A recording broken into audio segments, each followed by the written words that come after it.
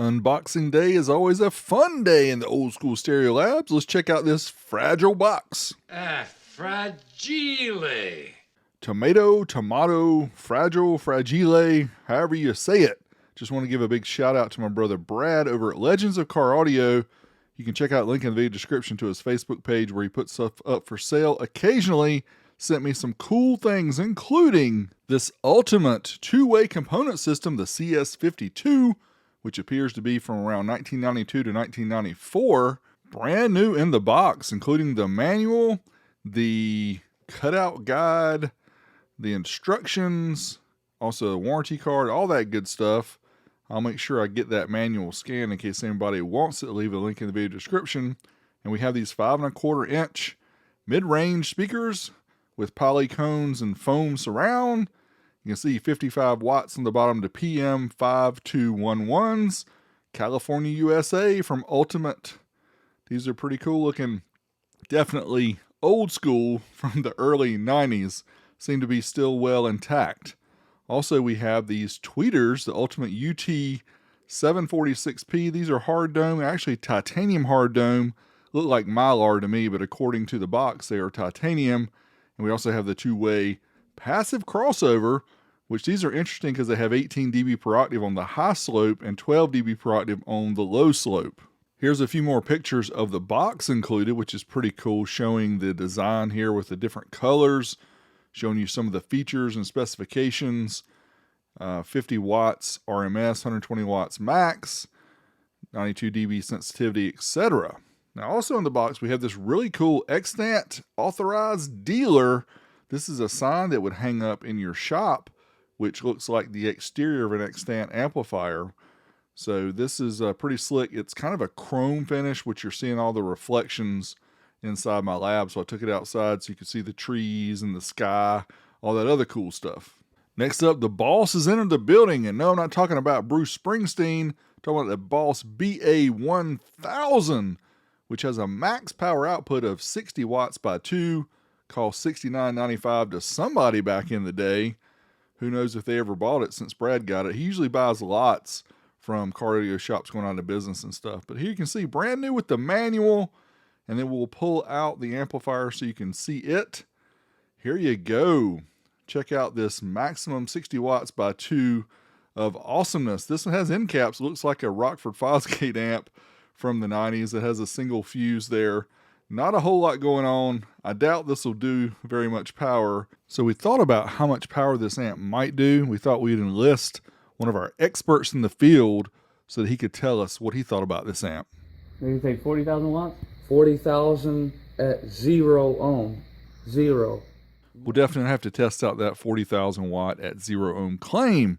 Next up, we have the JBL Power BP 150.1 amplifier. Again, brand new in the box. We open it up, you can see the manual, all the good stuff here, which includes several different models of the BP series. These were very popular series of JBL amplifiers back in the early 2000s, I believe.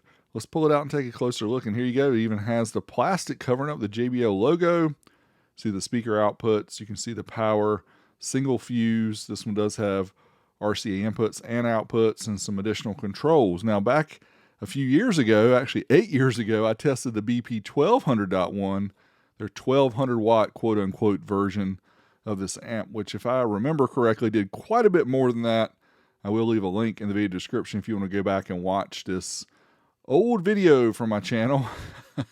We have over 750 videos on my channel. Probably 600 plus of those are amplifier tests. So check links in the video description. You can check out this old version of this amp. But we will have to test out the 150.1 in the future here and see how it does and see all the different features and specs of it as well.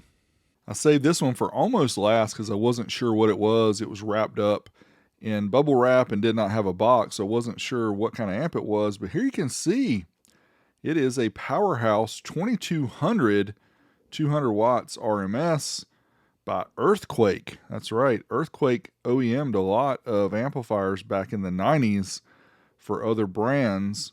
Annihilator and some others such as this one, the Powerhouse 2200. Now, unfortunately, I was not able to find this one in any of my guides, in the manuals that I had or anything like that, but it does look like a mid-1990s Korean style amplifier, and it also looks a lot like the Punch 150 HD heatsink. So I brought out one so we kind of compare.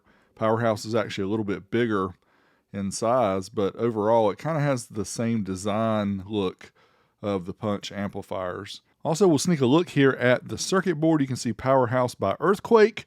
So yep, this was made by Earthquake. If you know anything about this amp, please leave me some information in a comment below so that we can all learn more about it. In this box, it was a white box, didn't know what was inside. Turns out to be some 5 1/4. These are Volcano speakers. Volcano, that's right. These are from the mid to late 90s as well, and came with the grills. So just mid-range 5 1/4. 5 1/4 inch was very popular back in the 90s. Also, we got some Pyramid Phase 3 5x7s. These last couple items that Brad threw in the box are really just tongue-in-cheek, but he knows that I love the oddball stuff. So here you go. Check out these brand new Pyramid Gold Series. They say 5x7s. They look like 4x6s to me. So they are the model 572. Pyramid Sound Corporation, California, USA. Designed and engineered in the United States, but made in China back probably in the 90s, back when a lot of the Chinese stuff was not manufactured very well. But these were sold at flea markets and stuff, so people wanted things inexpensively, and you could get these pretty cheap. And there you go, 100 watts peak power, probably about 10 watts RMS in the real world. And then we got the Majestic. Yes, what is this? An alarm system. That's right, it's got a wireless remote, and it's got an alarm horn. That's really about all it is. And yeah, everything's in the box here. I'll pull it out so you can see the horn portion. But everything is together there. There's no brain. I think the brain is actually included inside of the horn. But it is by Majestic. I've never seen this before. But again, this was another tongue-in-cheek item that Brad kind of threw in because he knows I like oddball stuff. But a manual's in here as well, so you can get it installed in your 1985 BMW. Protect yourself from prying eyes. The Majestic MCA 1950 AA.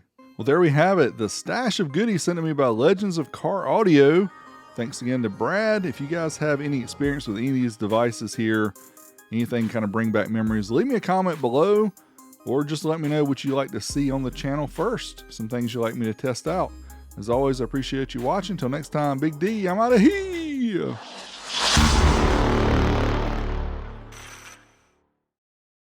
Of course, we're going to tease you with some future amplifier tests coming up, including this Alpine 3522.